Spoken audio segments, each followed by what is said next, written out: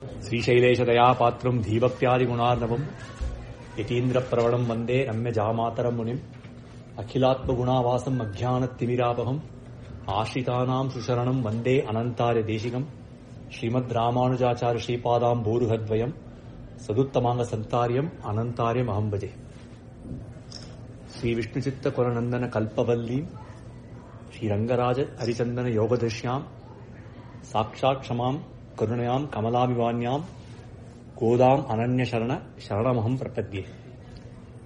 நம்ம எல்லாம் இங்க இருக்கிறது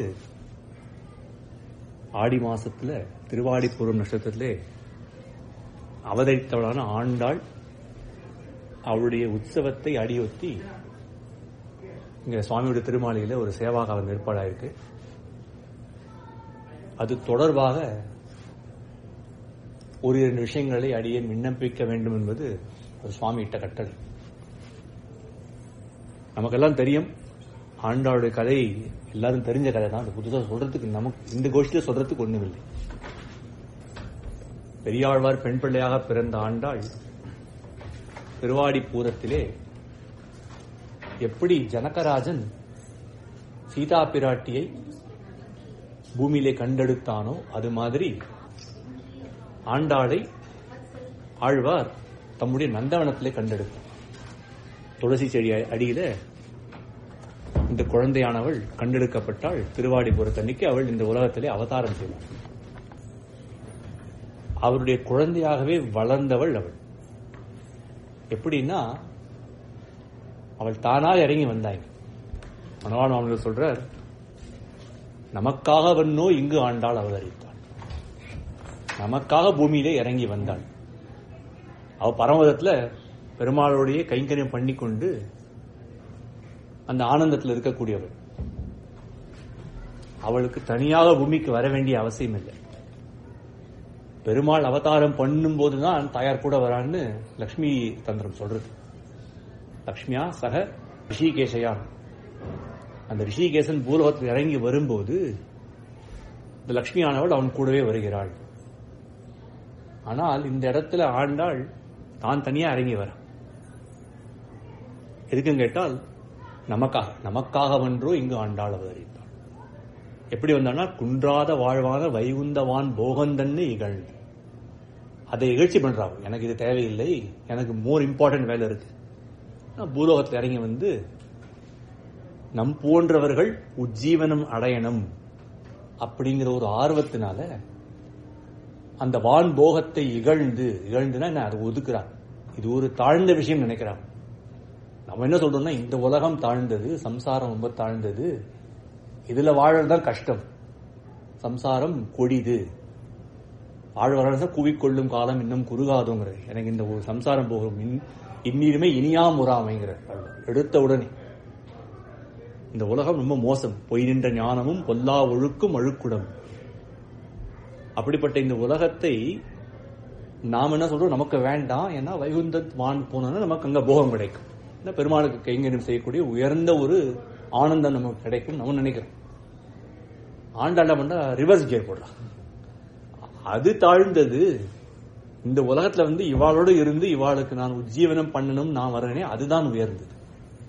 அந்த போகத்தை காட்டிலும் சம்சாரத்தவர்களுக்கு அவர்களுக்கு புத்திமதி சொல்லி அவர்களை உயரச் செய்வது அது பெரிய சந்தோஷம். ஏன்னா அதுதான் தாய் உள்ள ஒரு தாயானவள் அப்படிதான் நினைப்பா.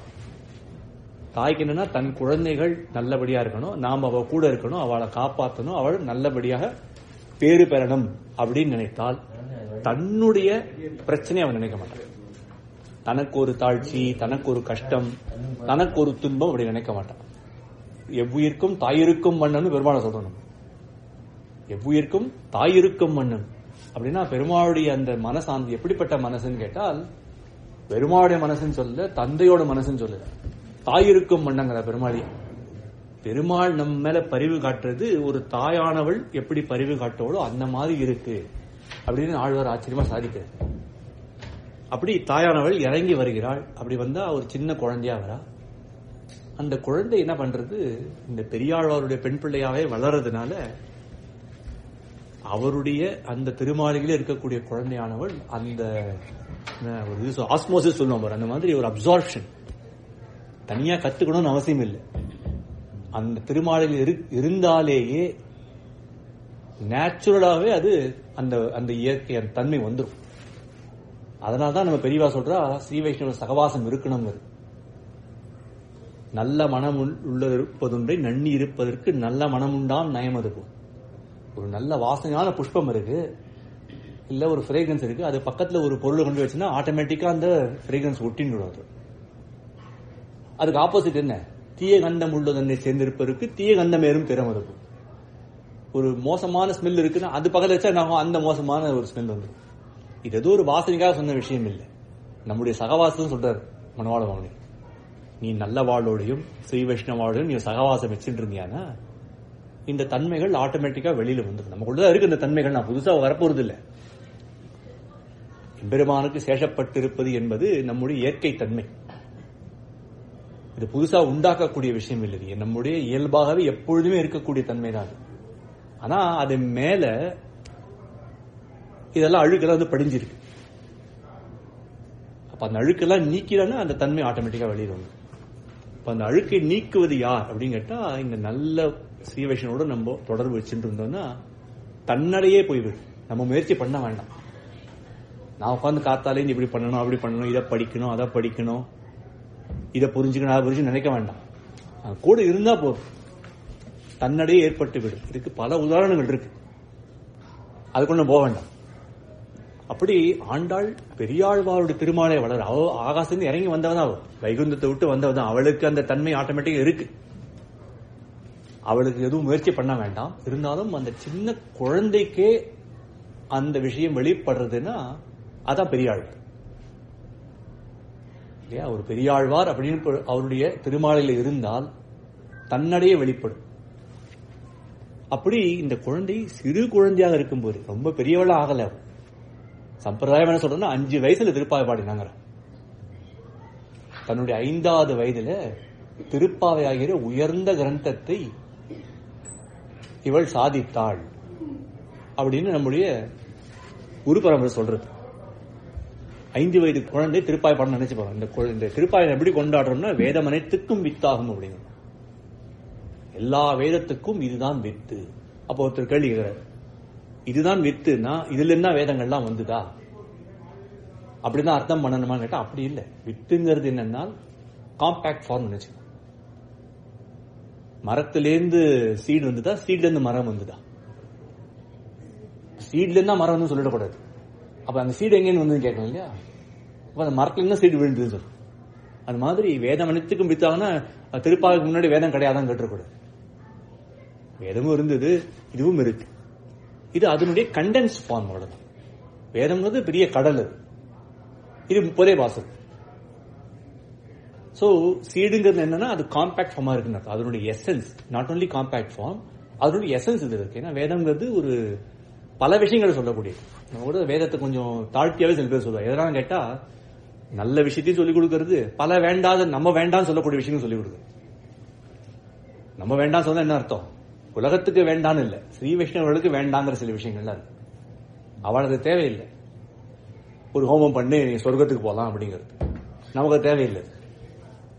இன்னொரு ஹோமம் பண்ணி ஒரு எதிரியை அழிக்கலாம் அப்படிங்கிறது அது நமக்கு தேவையில்லை. இன்னொரு ஹோமம் பண்ணி உனக்கு செல்வம் கிடைக்கும் அப்படிங்கிறது அது நமக்கு தேவையில்லை. இந்த கிரியை பண்ணா இது கிடைக்கும், அந்த கிரியை பண்ணா இது கிடைக்கும், நிறைய விஷயங்கள் சொல்றது. அதெல்லாம் முறையா பண்ணணும், முறையாக செய்ய வேண்டும், செய்தால் கிடைக்கும் அப்படின்னு வேதம் சொல்றது. நான் கஷ்டப்பட்டு நான் ஹோமம் பண்ற சமயம் எனக்கு பணம் வரலையே அப்படின்னு, அது முறையா பண்ணணும். எவ்வளவு நம்முடைய மனசு அலைக்கழியும் நமக்கே தெரியும். ஒரு 5 நிமிஷம் அப்படி உட்கார்ந்தால் மைண்ட் எப்படிலாம் ஓடுறது நமக்கு தெரியாது. அதெல்லாம் நிலை நிறுத்தி அந்த ஹோமத்தை பண்ணணும். அந்த ஹோமத்தை அதான் கடைசி சொல்லி முடிச்சுதா என்னென்ன மிஸ்டேக் எல்லாம் பண்ணணும் எல்லாத்தையும் விட்டுரு அப்படின்னு. பக்தி ஈனம், கிரியா ஈனம்னு எல்லா ஈனங்களும் ஏற்பட்டிருக்கு இதுல. அதனால எல்லாத்தையும் மன்னிச்சு ஏற்றுக்கொள்ள வேண்டும் சொல்லி கடைசியில் சமாளிச்சு விடுறோம். ஆனா அந்த ஹோமத்தை சரியாக அது சொன்ன முறை தப்பாமல் ஒருத்தர் பண்ணால், சரியான ஒரு ரிஷிகளோ இல்ல பெரியவர்களோ வச்சு கொண்டு பண்ணால் பலன் கொடுக்கும் அப்படின்னு வேதம் சொல்றது. ஆனால் அந்த பலன்கள் சாமானிய பலன்கள் நமக்கு தேவையில்லை. அப்ப உயர்ந்த பலனுக்கான வழி வேதம் காமிக்கிறது. வேதம் காமிக்கலன்னு இல்லை, பரமபோதத்துக்கு போகக்கூடிய வழியும் வேதம் காண்பிக்கிறது. ஆனால் இதையும் காமிக்கிறது. திருப்பாவை அப்படி இல்லை. பரமபோதத்துக்கு போறது மட்டும்தான் வழி காமிக்கிறது, வேற எதுவும் கிடையாது. அப்ப என்னாச்சுன்னா அது எசன்ஸ். எது முக்கியமோ, எந்த அர்த்தத்தை நாம் அறிய வேண்டுமோ அந்த அர்த்தத்தை கொடுக்கிறது. எடுத்தோடனே சொல்லிடுறாங்க, ரொம்ப தள்ளிலாம் போகல. 30வது பாட்டு தான் நம்ம விஷயம் வரும், வெயிட் பண்ண வேண்டாம். முதல் பாட்டு சொல்ல நாராயணனே நமக்கே பறை தருவான், முடிஞ்சு போயிட்டு அத்தோடு. அதுக்கு மேல ஒன்றும் தேவையில்லை. முன்னாடி நான் சொல்லிருக்கேன் உங்களுக்கு, ஆண்டாளுக்கு ஏகார சீமாட்டின்னு பேரு. நிறைய ஏ போடுவா. ஏன்னா அந்த சமஸ்கிருதத்துல ஏவம் சொல்றோம்ல, இதுதான் ஒன்லி, இப்படித்தான், இது மட்டும்தான். அப்போ நாராயணன் நமக்கு பறை தருவான் இல்ல, நாராயணனே நமக்கே. ஆழ்வாருக்கு ஓகார சீமான்னு பேர். அவர் நிறைய ஓ போடுவார், இவர் நிறைய ஏ போடுவார். அவருக்கு வந்து ஆச்சரியம், இப்படியுமா இப்படியுமா இப்படியும் ஆசைப்படுறாரு அவர். இவர் சொல்ற இப்படித்தான் இப்படித்தான் இப்படித்தான் அறுதிட்டு சொல்றாரு. அப்படி முதல் பாசுரத்திலேயே அந்த வேதத்துடைய சாரத்தை எடுத்து கொடுத்துட்டாங்க. அதான் வேதமனத்துக்கும் வித்தாகும். சரி, 30 பாட்டுக்கு எழுதி கொடுத்துட்டா அது மட்டும்தான் பண்ணாளா அப்படின்னு கேட்டா இல்ல. நாச்சியார் திருமொழின்னு ஒரு பிரபந்தம் இருக்கு. 143 உரைத்தாள் வாழியேன்னு சொல்றோம். 143 பாசுரங்கள். சரி, இது 30 பாசுரம் ஆயிடுத்து, அது ஒரு 143 பாசுரம். இது ரெண்டும் சேர்ந்து அவருடைய சொப்பிரபந்தங்கள். ஒரு குழந்தை கீழே இருக்கான், அவன் ஒரு கேள்வி கேட்டான். வேதமனத்துக்கும் வித்தாகும்னு நீங்க சொல்லிட்டீங்க. சின்ன பையன் தான், 8 வயசு அவனுக்கு, சுதர்ஷனுக்கு 8 வயசு. அந்த குழந்தை என்கிட்ட கேள்வி கேட்கறான் திருப்பாவை கிளாஸ்ல. வேதமனத்துக்கும் வித்து நீங்க சொல்லிட்டீங்க, வேதத்தோட அர்த்தத்தெல்லாம் திருப்பாவை சொல்லிட்டா எதுக்கு நாச்சியார் திருமொழி ஒன்று எழுதின? ஏன்னா கொடுத்தாச்சே வேதத்தோட அர்த்தத்தெல்லாம், 30 பாட்டுல முடிஞ்சு போயிடுது. அதுக்கப்புறம் தனியா அதுக்கு இன்னொன்னு எதுக்கு எழுதணும்? நல்ல கேள்வி, அருமையான கேள்வி. சோ 2 காரணம் நான் அதுக்கு சொன்னேன். அவனுக்கு ஒரு காரணம் சொன்னேன், இன்னைக்கு 2வது காரணத்தை சேர்த்து சொல்றேன். அன்னைக்கு அவனுக்கு நான் சொன்ன ஒரு காரணம் என்ன, கரெக்ட் தான், 30 பாசத்தை வேத அர்த்தத்தெல்லாம் கொடுத்துட்டா அதை கொஞ்சம் விவரணம் பண்றேன். அது கொஞ்சம் ஷார்ட்டா இருக்கு. 30 பாசம் ரொம்ப சுருக்கமா இருக்கு. இன்னும் கொஞ்சம் டீடைல், இன்னும் கொஞ்சம் எக்ஸ்பிளேஷன். சில பேருக்கு ஷார்ட் ஒர்க் இருந்தா போரும், சில பேருக்கு கொஞ்சம் மீடியமான ஒர்க் தேவைப்படும், சில பேருக்கு விஸ்தாரமா ஒர்க் தேவைப்படும். எல்லாருமே ஒரே மாதிரி கத்துக்க மாட்டான். பெருமாளே அதை பார்த்துட்டு தான் ரகசியத்திரைன்னு 3 கொடுத்தார். 8 அக்ஷரம் திருவஷ்டாட்சரி திருமந்திரத்தை கொடுத்தார். அதுல எல்லா அர்த்தமும் இருக்கு, சகல அர்த்தமும் அதில் அடங்கி போயிடுது. ஆனா அது சில பேருக்கு போறாதுன்னு சொல்லிட்டு அதனுடைய விவரணமாக துவயத்தை கொடுத்தார். ஷட்பதுகம் திகண்டகான்னு 2 கண்டம் 6 பதங்கள் இருக்கு. அது சில பேருக்கு போற, இன்னும் கொஞ்சம் புரியணும், இன்னும் கொஞ்சம் விஸ்தாரமாக சரம ஸ்லோகத்தை கொடுக்குற. இதனோட விவரணம் தான் அது, அதனோட விவரணம் தான் அது. அது போல இப்ப பிள்ளைதோகம் எடுத்து பார்த்தோம்னா இந்த ரகசிய திரயத்துக்கு வியாக்கியானம் எழுதுறாரு. ஸ்ரீயப்பரிப்படின்னு எழுதுறாரு. ரொம்ப சின்னதா இருக்கு, ரொம்ப சுருக்கமான. அது சில பேருக்கு போறாதுன்னு சொல்லிட்டு முமுக்ஷு படின்னு கொஞ்சம் விஸ்தாரமான, அதே அர்த்தங்கள் தான், ரகசிய அர்த்தம் தான், புதுசா ஒன்று எழுதல, இன்னும் கொஞ்சம் விஸ்தரிக்கிறார். அது சில பேருக்கு போறதுன்னு சொல்லிட்டு பரந்தபடி பெருசா ஒன்று எழுதுறாரு, விஸ்தாரம், பெரிய ஒரு ஒர்க். 3மே என்னன்னா 3மே ரகசியத்தை பத்தி தான், அதே அர்த்தங்கள் தான். இதுல சுருக்கமா சொல்லப்பட்டது, அது இன்னும் கொஞ்சம் விவரிக்கப்பட்டது, அது இன்னுமே நிறைய விவரிக்கப்பட்டது. அதுபோல என்ன பண்றான்னு கேட்டால் 30 பாசம் சில பேருக்கு போறோம், சில பேருக்கு அது போராது அப்படின்னு சொல்லிட்டு 143 பாசம் உடனே. அப்ப 143 போருமா அப்படின்னு கேட்டா அது போராதுன்னா அது திருவாய்மொழி 1000 இருக்கு, அதே அர்த்தம் அதுல வரப்போகுது. பெரிய தொழுமை 1100 மேல இருக்கு. இல்ல எனக்கு 30 ரொம்ப ஜாஸ்தியா, ரொம்ப ஜாஸ்தி தான். திருப்பல்லாண்டு 12 பாசம், அது அர்த்தம் தான் சொல்றது. திருப்பாவையில் சொல்லப்பட்ட அர்த்தங்கள்ல திருப்பல்லாண்டிலும் வருது. வேதத்துக்கு ஓம் என்னுவது போல் உள்ளதுக்கெல்லாம் சுருக்காய் தான் மங்கள மாதலாங்க. வேதத்துக்கு எப்படி ஓம் இருக்கோ அது போல திருப்பல்லாண்டு திவ்ய பிரபந்தத்துக்கு முதல்ல இருக்கு. ஓம்ங்கிறது எல்லா அர்த்தமும் இருக்கு, ஓம்குள்ள எல்லா அர்த்தமும் அடங்கி போயிடுது. அந்த ஓம்ல இருக்க அர்த்தத்தை தான் அடுத்து வரக்கூடிய அந்த மந்திர சேஷமானது விவரிக்கிறது திருமந்திரத்துல.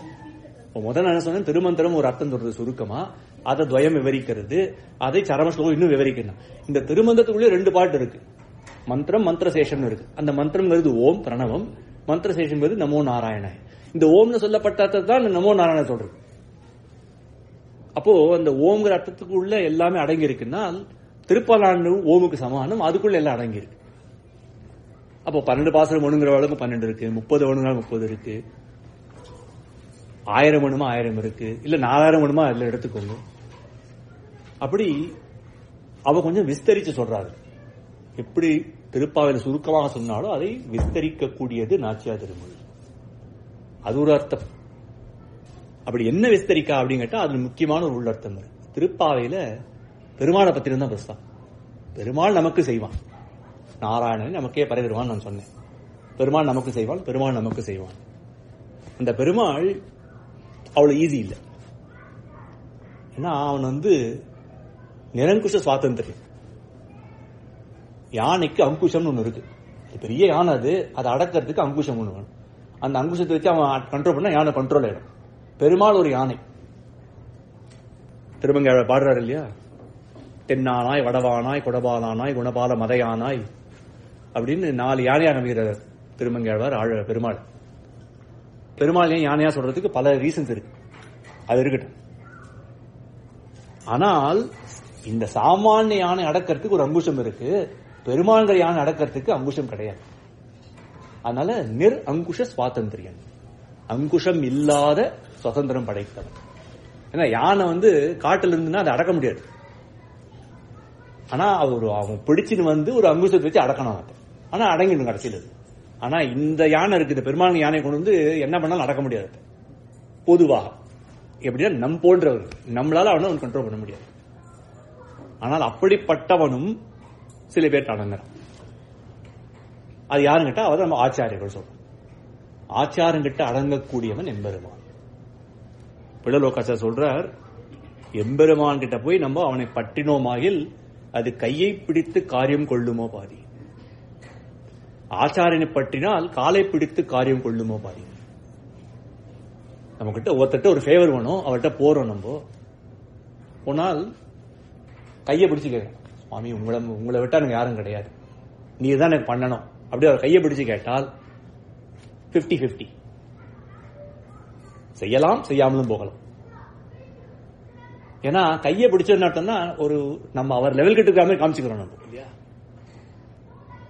அவர் கையை உதறிடணும், பண்றேன்னு சொல்லிட்டு கையை உதறிடுவோம், கையை உதறிடுன்னு சொல்றோம். நம்ம பெருமாள் கிட்ட நம்ம நேர்ல போனோம்னா நம்மளை சம்சாரமாகிற பந்தத்திலையும் வைக்கக்கூடியும், அந்த பந்தத்திலிருந்து விடுவித்து மோட்சத்துக்கும் அழைச்சு போக முடியும். இப்படி ஏன் பண்ற அப்படி ஏன் பண்றன்னு அவனை கேட்க முடியாது. ஏன்னால் அவன் நிரங்குஷ சுவாதந்திரம்.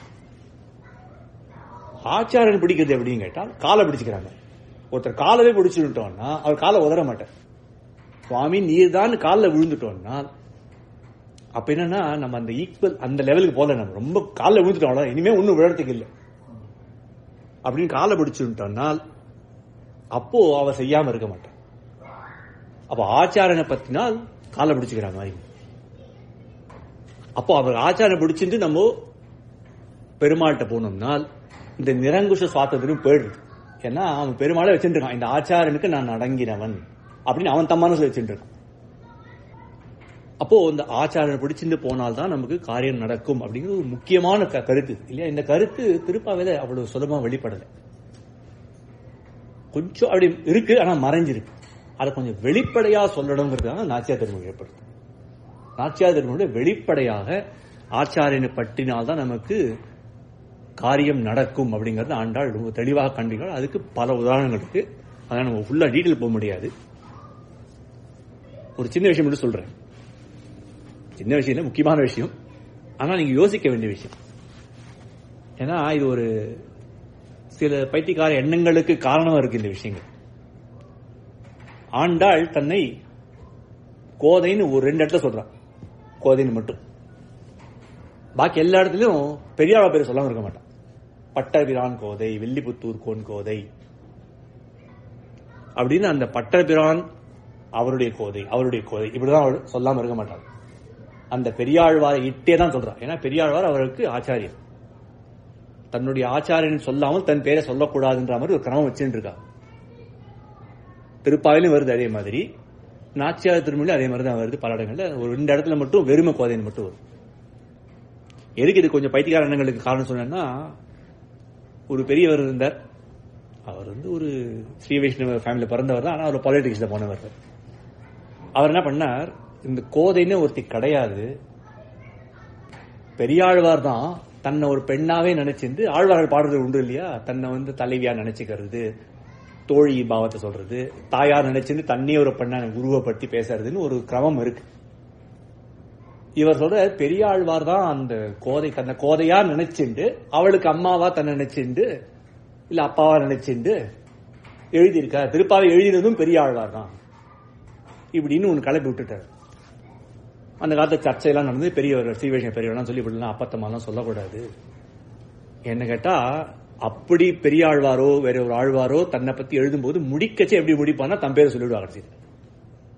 இப்ப ஒரு நம்மாழ்வார் பாசத்தை எழுதுறான்னு வச்சுக்கோ, தன்னை பொண்ணா உருவப்படுத்தினா கடைசியில் முடிக்கச்சே மாறன் சடகோப்பன் முடிச்சுடுவார்.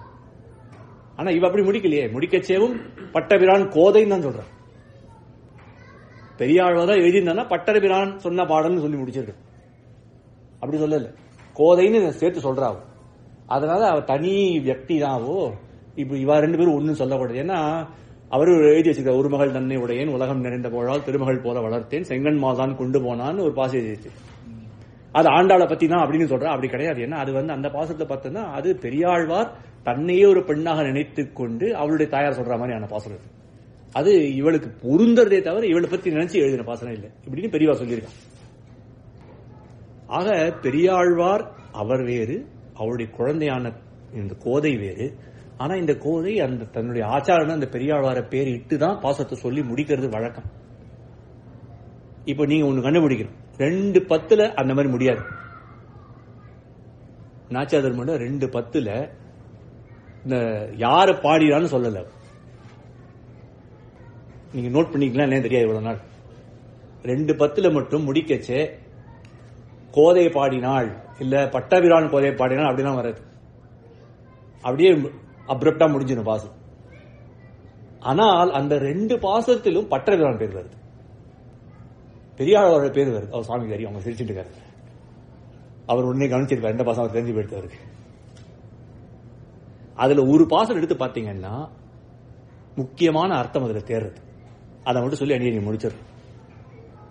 நல்லவன் தோழி நாகனை மிசை நம்பரர் செல்லர் பெரியர் சிறுமானிடவர் நாம் செய்வதன் வெள்ளி புதுவை விட்டு சித்தர் தங்கள் தேவரை வல்ல பரிசு வருவிப்பெறில் அது காண்டுமே. இவ்வளவுதான் பாசுரம். இதுதான் கடைசி பாசுரம். பலஸ்ருதியே கிடையாது. இங்க யார் எழுதினான்னு பேரும் கிடையாது. இப்படியே முடிச்சுட்டா, அப்ரப்டா முடிஞ்சு போயிடுது. ஆனால் தன்னுடைய ஆச்சார பேர் மட்டும் விடல. அந்த ஆச்சார சம்பந்தத்தை சொல்லாமல் இருக்கிறது இல்லைன்னு ஒரு கிரமம் இருக்கு பாருங்க. ஆனா அது முக்கியமான விஷயம் என்ன சேர்த்து சொல்றான்னா, கொஞ்ச நாளைக்கு முன்னாடி ராத்திரி ஒரு 12 மணி இருக்கும், பாலாஜி கூப்பிட்டு ஏதோ கேள்வி வழக்கம் போல கேட்டுருச்சு. இந்த ஒரு கேள்வி கேட்டாங்க. பெரியாழ்வார் அவர் எம்பெருமான சாட்சாத்கரித்தார். அவர் அந்த யானை மேல வரார், வேண்டிய வேதங்கொழி விரைந்து கிழி அறுத்தான் கிழி அறுத்து அந்த யானை மேல ஏறி உட்காந்து கிளம்பிட்டார். பெருமாள் நேரிலே வந்துட்டார் பாக்கிறதுக்கு. அப்போ அவர் தானே பார்த்துட்டார். பெருமாள் சாட்சாத்கரித்தல் சொல்றோம் இல்லையா, தம்முடைய கண்களாலே பார்க்கிறது. அப்படி பெருமாளை பார்க்க முடியும்னா பார்க்க முடியாது பெருமாளை சாதாரணமா. கட்கிலிங்கிறார் ஆழ்வார் பெருமாளை பார்த்து, கண்ணுக்கு இலக்காகாதவனே கட்கிலி. ஆனா பெருமாளே சொல்றான், என்ன பார்க்கறதுக்கு நான் திவ்ய சக்ஷுஸ் அகம் ததாமிங்கிறான். நான் தருவேன் உனக்கு இந்த கண், திவ்யமான கண்களை நான் தருவேன் உனக்கு. அந்த கண்களை கொண்டுதான் என்ன பார்க்க முடியும். சாமானிய இந்த மானுஷ கண்களால் உன்னால பார்க்க முடியாது. நிறைய பெருமாள் என்னோட வரமாட்டேங்கிறாரே, என்னால பார்க்க முடியல, அதனால பார்க்க முடியாது. இப்ப இருக்கலாம் எங்க பெருமாள், இருக்கலாம் இருக்கார், நமக்கு கண்ணுக்கு இலக்காக மாட்டேங்கிறார், அவ்வளவுதான். இப்ப இந்த ரூம்ல பெருமாள் இல்லையா அப்படின்னு கேட்டால் இல்லன்னு யாரும் சொல்ல முடியாது, சொல்லக்கூடாது. நம்ம ஆண்டாளை பத்தி பேசிட்டு இருக்கோம், பிரபந்தம் சேவிச்சிருக்கோம். பெருமாள் கேட்காம இருந்திருப்பாரா? நம்ம எல்லா எதிர்த்திலும் இருக்க அப்படியும் கேட்டு இருக்கலாம். ஆனால் அப்படி இல்ல, வெளிப்படையாகவே நேர்லயும் கேட்டு இருப்பார். நம்ம கண்ணுக்கு இலக்காக மாட்டார், நம்ம இருக்காரு நம்மளால பார்க்க முடியாது. எத்திர குணாத கீர்த்தனம் தத்திர கிருத்தம் மஸ்தகாஞ்சலியும் பாஷ்பவாரி பரிபூர்ணோச்சம் மாருத்தின் நம்மத்த ராட்சசாந்தகம் சொல்ற இடத்துல என்ன சொல்றா, என்னென்ன இடத்துல ராமர் அவருடைய பேரை நம்ம சொல்றோமோ அந்த இடத்துல பக்கத்துல அனுமார் கண்ட ஜலமா பெருகிட்டு நின்று இருப்பார். எத்திர ரகுநாத கீர்த்தனம் தத்திர கிருத்தம் அஸ்தகாந்தி கையை கூப்பிட்டு இருப்பாங்க.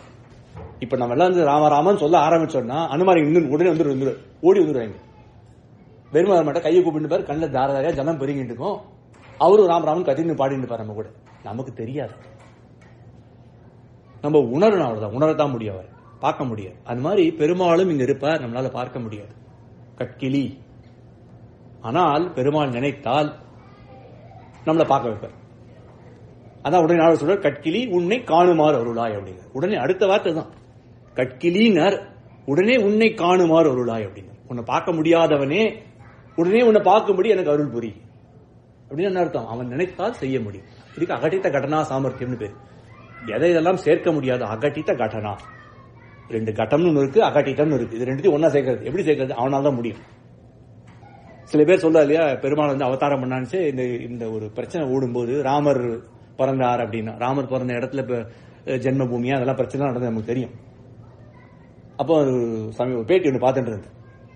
அவன் கேட்கும்போது சொல்றான், கடவுள் இருந்தால் ஒரு இடத்துல பறக்க முடியாது, அப்படி பிறந்தால் அவர் கடவுள் இல்லை. அந்த பேட்டி எடுத்துட்டு அந்த கேள்வி கேட்க தெரியல இந்த இடத்துல. அதெல்லாம் அப்படிலாம் சொல்லக்கூடாது, அப்படி இப்படி எதுவும் சொல்லிட்டு போனான். அதுன்று அந்த பிரச்சனை. இது வந்து பிற மதத்தவர்கள் செய்யக்கூடிய வாதம்.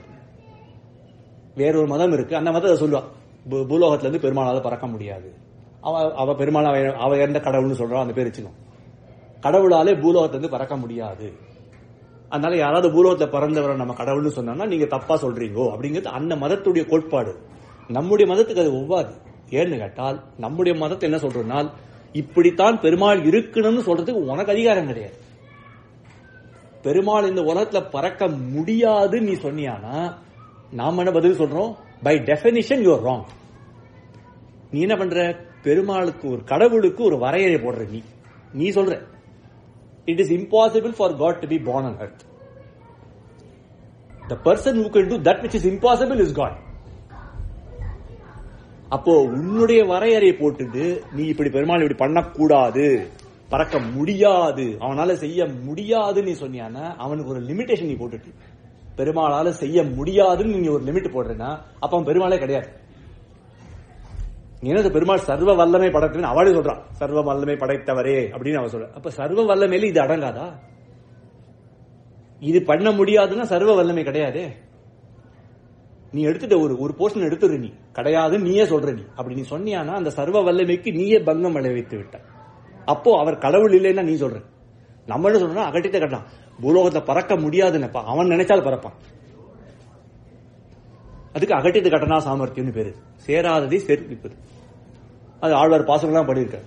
எது நரகமும் ஸ்வர்க்கமும் செல்வமும் தாழ்ச்சி எல்லாம் அப்படியே சேர்க்கிறார் பெருமாள். சேராதெல்லாம் சேர்க்கிறார். உப்பிலே பெருமாள் பேரே பெரிய பாசமே இருக்கு, 10 பாசம். நல்குறவும் செல்வம் அப்படின்னு எதெல்லாம் சேர முடியாது அதெல்லாம் பெருமாள் சேர்க்கக்கூடியவர். அவருக்கு அகட்டின கட்டனா சாமர்த்தின்னு பேர். அவர் அப்படி சேராததை சேர்ப்பிப்பவன் தான் பெருமாள்.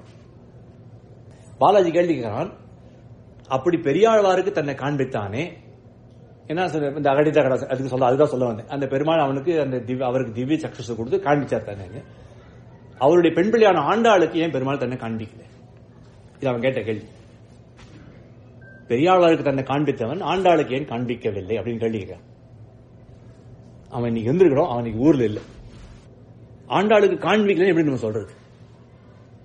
ஏன்னா இந்த பாசத்தை அவளே சொல்றான். நல்லவன் தோழி நாகனை மிச நம்பர செல்லர் பெரிய சிறுமானிடவர் நாம் செய்வது. அவ தோழிகிட்ட பேசுறா, அவ தோழிகிட்ட சொல்றா, என்னால முடியல, பெருமாளை பிரிஞ்சு நான் ரொம்ப தவிக்கிறேன். 2 காரணத்தினால நான் ரொம்ப ஸ்ட்ராங்கா இருக்கேன். பெருமாளை தன் சோதிவாய் திறந்து நான் கைவிட மாட்டேன்னு சொல்லியிருக்கான். 2வது நான் பெரியாளோடைய பொண்ணு. ஆனா இதுக்கு முன்னாடி என்ன சொல்றா, கொல்லை அரைக்கை மூக்கறிந்திட்ட குமரனார் சொல்லும் பொய்யானால் யானும் பிறந்தமை பொய்யன்னு சொல்லி முடிச்சிட்டான். இந்த 2லயுமே டவுட் வரா மாதிரி பேசியிருக்கான் அந்த இடத்துல. குமரனார் சொல்லு பொய்யாக கூடாது, அது ஒரு பொய்யாயிடுமோ, அப்ப நான் பிறந்தது பொய்யாயிடுமே அப்படின்னு அர்த்தம். பெருமாள் சொன்ன வாக்கு மாயனன்றோதிய வாக்கு, சர்வஸ்லோகம் கொடுத்திருக்கான், நான் நம்பிட்டு இருக்கேன் ஸ்ட்ராங்கா, அதை என்னை கைவிட மாட்டான், எனக்கு ஒரு நம்பிக்கை இருக்கு. ஆனா அதுலயும் கொஞ்சம் டவுட் வருது. சரி, நான் பெரியாழ்வார் பெண் பிள்ளையா இருக்கேன், அதை வச்சு நான் பிடிச்சிருவேன் நம்பிக்கையா இருக்கேன், எனக்கு அதுலயும் டவுட் வந்துட்டா அப்படிங்கிற மாதிரி ஒரு பேச்சு வருதுங்க. அப்ப அந்த தோழி கொஞ்சம் பயப்படுறா, ஒருவேளை இவளுக்கு சந்தேகம் வந்துடுத்தா, இவ கொஞ்சம் டவுட்ஃபுல்லா இருக்காளா அப்படிங்கிற இவ சொல்றா, இல்ல கவலைப்படாத, நல்லவன் தோழி நாகனை மிச நம்பரர், அவர் பெரியர், அவர் ரொம்ப பெரியவர், சிறு மானிடவர் நாம் செய்வது, நான் ரொம்ப சின்னவன், நான் என்ன பண்றதுக்கு இருக்கு. அப்போ உன்னால ஒன்னும் பண்ண முடியாதா, உனக்கு அந்த சேர்த்தி கிடைக்காதா, பெருமாள் மேல நம்பிக்கை இல்லையா, போக முடியாதா அப்படின்னு சொல்லும்போது அப்படி இல்ல. வெள்ளி புதுவை விட்டு சித்தர் அவர் இருக்கார்.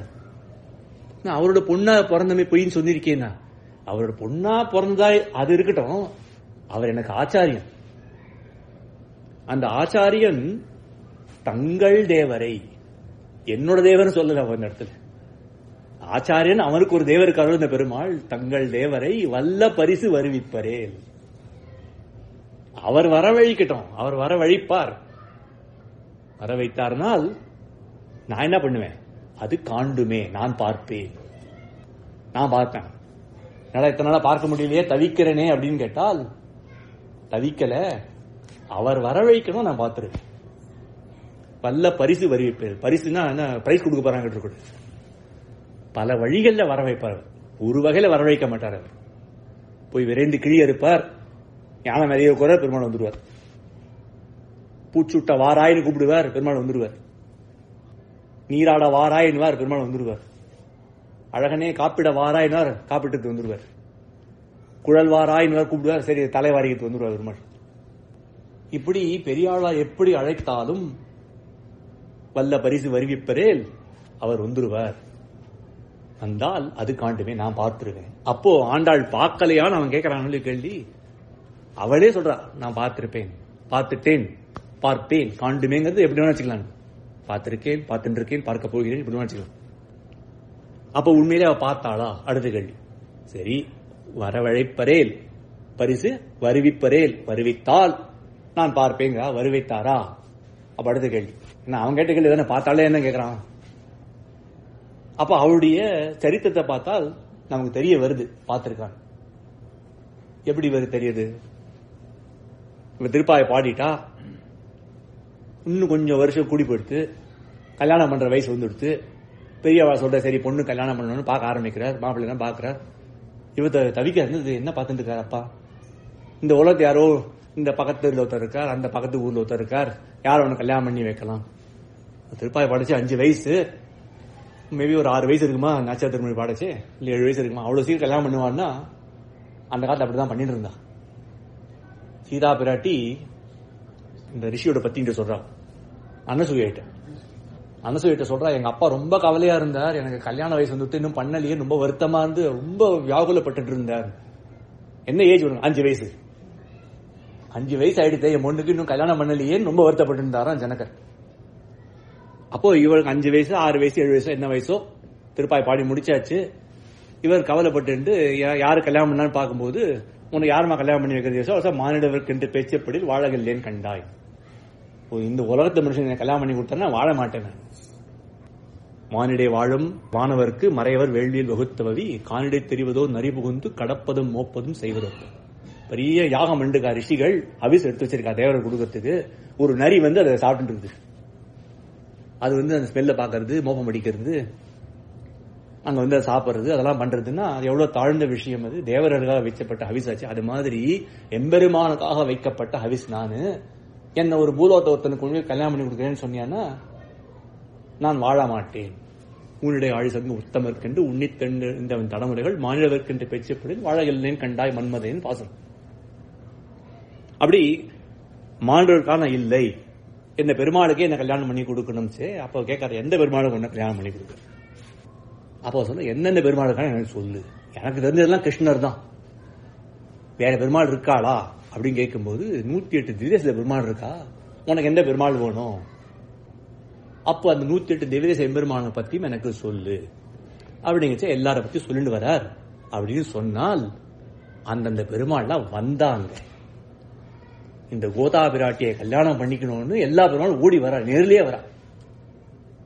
பெருமை வைபவம் கேட்கல, அவ சாட்சாத் கரிக்கிறா, பாக்குறா. இந்த பெருமாள் பாரு, என்ன பாரு, நான் நாகை அழகியார், எனக்கு அழகியார்னே பேரு, என்ன வந்து பாரு. திருவேங்கடமணியான்னு எனக்கு பேர், என்ன பத்தி இவ்வளவு பட்டு பாடி விண்ணில மேல அப்பதான் பாடி இருக்கே நீ. நான் தான் திருவேங்கடமணியா, திருவாஞ்சோலை சுந்தரன் என்ன சொன்னியே நீ, நான் தான் சுந்தரன் வந்திருக்கேன் பாரு அப்படின்னு எல்லா பெருமாள் வந்து நேர்ந்து தங்க அழகெல்லாம் காண்பிக்கிறார். இவளுக்கு நடக்கக்கூடிய சுயம்பரம் அது. எப்படி அந்த அந்த காலத்துல அந்த இளவரசி உட்கார்ந்துருக்கா, அந்த ராஜாக்கள்லாம் வந்து நின்று தங்களுடைய வீர பிரதாபங்கள்லாம் காண்பிக்கிறாளோ, இவளுக்கு இருக்க ஏத்தம் பாருங்கோ. சீதா பிராட்டிக்கு யார் யாரெல்லாம் வந்தா கல்யாணம் பண்ணிக்கிறேன், கண்டவெல்லாம் வந்து நின்றான், இந்த வெளில தூக்குறேன் பேரு. கடைசியா பெருமாள் வந்து இவளுக்கு வந்ததெல்லாம் பெருமாள் தான். வந்தது 108 திவ்ய சேம்பெருமாள் வந்து நிக்கிறாங்க. அப்படி வருவாளா அப்படின்னு கேட்டால், இதுக்கு முன்னாடியே நம்மாழ்வாருக்கு வந்திருக்காவா? 108 பேரும் வரல. ஒரு சப்செட் பெருமாள் தான் அங்க வந்தா.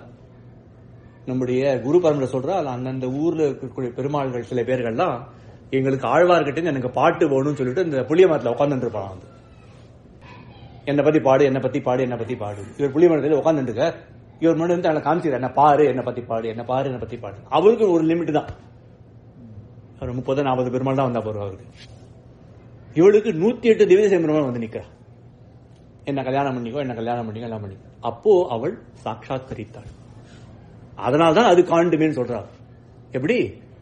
சித்த தங்கள் தேவரை வல்ல பரிசு வருவிப்பரே அது காண்டுமே.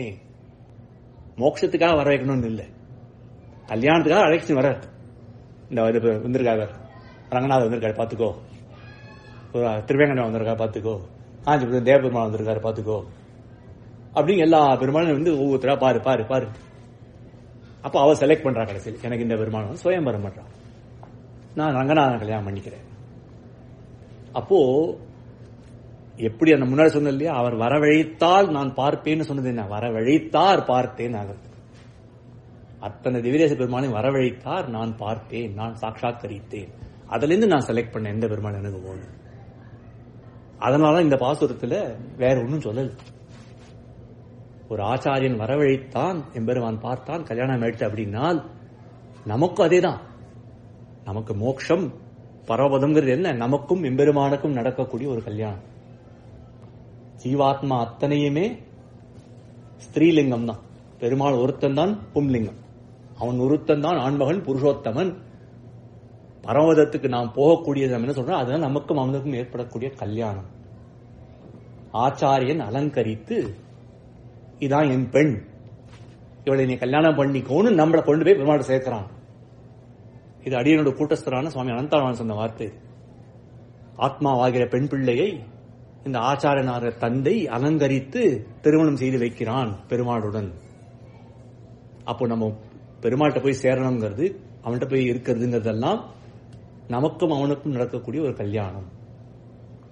அப்படின்னா ஆண்டாள் அதை சொன்னால்னா அது நமக்காக சொல்றா. எப்படின்னா, ஆண்டாளுக்கு அந்த ஆச்சாரான பெரியாழ்வார் வரவைக்கிறார் அப்படின்னா நமக்கு அந்த உபதேசம் பண்றார் நாச்சியார் திருமொழி மூலமாக. நீ ஒரு ஆச்சாரனை பத்தினால் உனக்காக அந்த ஆச்சாரியன் பெருமாளை வரவழைப்பான். அப்படிப்பட்ட அந்த ஆச்சாரியன் வான்னு சொன்னால் பெருமாள் வராம இருக்க மாட்டார். ஒரு ஆச்சாரியன் பெருமாளை வாரும், இவ இந்த சிஷ்யனானவன் என்னுடைய குழந்தை, என்னுடைய பெண் பிள்ளை, அவளுக்கும் உனக்கும் நான் கல்யாணம் பண்ணிக்கணும்னு ஆசைப்படுறேன் வான்னு அந்த ஆச்சாரன் அழைத்தால் பெருமாள் வருவார். அப்ப ஆச்சாரனை பத்தினால் காரியம் சித்திக்கும். எப்படி நமக்கு தெரியுது? ஆண்டாளு கல்யாணம் ஆயிடுச்சு இல்லையா? வருவாள், கல்யாணம் பண்ணிப்பா அப்படின்னு நின்று போயிடுது. வந்தார்கள், இவ பார்த்தா, செலக்ட் பண்ணா, கல்யாணம் நடந்தது. இவ புறப்பட்டு போறா இல்லையா? கடைசி திருவனத்துக்கு போய் அரவணை மேல ஏறி அவனோட சேர்ந்துடுறான்னு பார்க்கிறோம். அந்த கல்யாணம் நடக்கிறது. பெரியாழ்வார் மாதிரி ஒரு ஆச்சாரியன் அவர் பிடிச்சிட்டு இருக்கிறதுனால அவ கையோட அழைச்சிட்டு போய் இவளை கல்யாணம் பண்ணிக்கோன்னு சொல்லும் போது திருவங்கநாதன் ஏற்றுக்கொள்கிறான். அவள் கல்யாணம் நடந்துடுறது. அப்ப அதுல என்ன தெரியாதுனால், ஆச்சாரியன் நம்மளை அழைத்து கொண்டு போனால் பெருமான் கட்டாயம் வருவான், வராமல் இருக்க மாட்டான். நமக்கும் அவனுக்கும் உள்ள அந்த உறவு நிச்சயப்படுத்தப்படும். எற்றைக்கும் ஏழை பிறவைக்கும் முந்தனோடு உற்றுவமையாவும் உனக்கே நாம் ஆட்செய்வோம் அப்படிங்கிற அந்த விஷயம் ஏற்படும். அப்படிங்கிற விஷயம் அவளுடைய வைபவத்தில் தெரிய வருது. அந்த வைபவத்தை பார்த்து நம்ம தெரியறதுனால நமக்கும் அந்த திட நம்பிக்கை வருது. அது வரணுங்கிறதுக்காகத்தான் அந்த விஷயத்தை சொல்றதுக்கு தான் நாச்சியார் திருமொழி ஏற்படுது. அது இந்த ஒரு பாசத்துல ஆச்சரியமா காண்பிக்கிறான். ஒரு ஆச்சாரியன் சொன்னால் அவன் கட்டுப்பட்டு இருப்பான். ஏன்னா எம்பெருமானும் ஆச்சாரியத்தை ஆசைப்பட்டு இருக்குங்க. ஒரு ஆச்சாரம் இருக்கணும்னு எம்பெருமானே ஆசைப்படுவான். அப்படிப்பட்ட ஒரு ஆச்சாரியன் அவன் சொன்னால் கட்டாயம் ஏற்படும். அந்த திட விசுவாசம் ஏற்படணும். மேலும் ஆச்சாரன் வழியாத்தான் போகணும். நாமே நேரா போய் நிற்கக்கூடாது. ஏன்னா திருப்பா படிச்சு நினைச்சிடலாம், ஓஹோ நம்மளே போய் கேட்கலாம் போலுக்கு பெருமாளை, நேர்லயே போய் நம்ம கேட்டுடலாம் போலுக்கு சில பேருக்கு எண்ணம் ஏற்படக்கூடும். அந்த எண்ணம் வரக்கூடாதுங்கிறதுக்காக என்ன பண்ற, நாச்சியார் திருமொழியில ஆச்சாரியனை பற்றி தான் எம்பெருமானை அடையணும். அப்படி பற்றினால் அடைவீர்கள், எப்படி அடைவீர்கள்னா சாட்சாத்கரித்து அடைவீர்கள். நீங்க நேர்ல பார்த்து பெருமாள் அடைவீங்க அப்படிங்கிற உயர்ந்த விஷயம். அந்த விஷயம் இந்த பாசுரத்தினால வெளிப்படுகிறது. அந்த தோழிட்ட தான் சொல்றார், நல்லவன் தோழி பயப்படாதே, அவர் வரவழைப்பார், நான் பார்ப்பேன். பார்க்க முடியலையேன்ற அந்த ஒரு வேகத்தினால வருத்தத்தினால தான் இந்த மாதிரி சொல்றேன், பொய் ஆயிட்டோன்னு நான் சொல்றேனே தவிர அது நடக்காதுங்கிற எண்ணத்தில் நான் சொல்லல. அப்படிங்கிற உயர்ந்த ஒரு கருத்தை இந்த பாசத்துல வச்சு முடிக்கிறதுனால இதுக்கு மேல சொல்றதுக்கு ஒண்ணுமே இல்லைங்கிறதுனால வேற ஒண்ணுமே முடிக்கிறது. பலசுதியே கிடையாது. பாருங்க, இந்த பாசத்தை பத்தி பார்த்து சொன்னால் இந்த பலன் கிடைக்கும், அந்த பலன் கிடைக்கும்னு ஒரு எல்லாத்துலயும் இதுல தன் பேரும் வரல, பலசுதியும் ஒன்னும் சொல்லல. என்ன பலசுதி சொல்லலைன்னா இதான் பலசுதி சொல்லியாச்சு, நேரடியா சொல்ல, இதை சொன்னால்னு சொல்லல. ஆச்சாரியன் வரவழைத்தால் வருவார், நாம் பார்க்கலாம் அப்படிங்கிற உயர்ந்த தத்துவத்தை காண்பிக்கிறார். இந்த 10 இந்த மாதிரி முடிகிறது. இன்னொரு 10 இருக்கு, அது உங்களுக்கு ஹோம்ஒர்க்கா விட்டுறேன். இந்த 10 வேற விஷயம் எதுவும் சொல்லல, அதாவது தன்னை பத்தி எதுவும் சொல்லாமல் பலசுதி இல்ல. அந்த கடைசி 10வது பாசுரத்துல பெரியாளை விட்டு சொல்லி முடித்தாள் அப்படின்னு 110 இருக்கு. அது என்ன சொன்னா, அது எப்படி சொன்னாங்கிறது, ஏன் சொன்னாங்கிறது நீங்களே படிச்சு தெரிஞ்சுக்க வேண்டியது. முடிந்தால் அடுத்த முறை வேற யாராவது அதை பத்தி சொல்ல வேண்டியது விண்ணப்பித்து அடியேன் முடித்துக் கொள்கிறேன். ஆழ்வார் எம்பெருமானார் ஜீய திருவிலேஷம். அடியேன் முதல் கவிதாசன்.